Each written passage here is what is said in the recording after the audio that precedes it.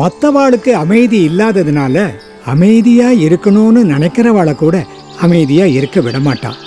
டேய் அங்க பாருங்கடா, எவனோ ஆடாம அசையாம உட்கார்ந்துட்டு இருக்கான். அது வேற எதுவும் இல்லடா, சிலைதான் அப்படி இருக்கு. அவன் மேல கல்ல தூக்கி அடிக்கலாம்.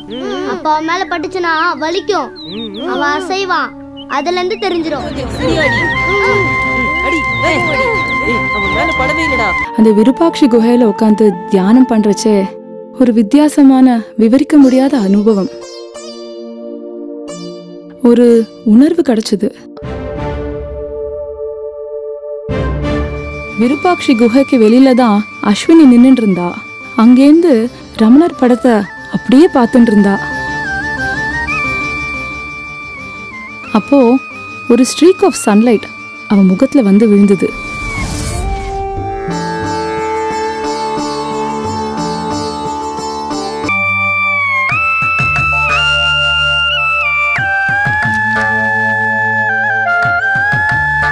சர்ச் அண்ட் சீக்ரெட் இந்தியா புக்கிய படிச்சுட்டு இருக்க நீ.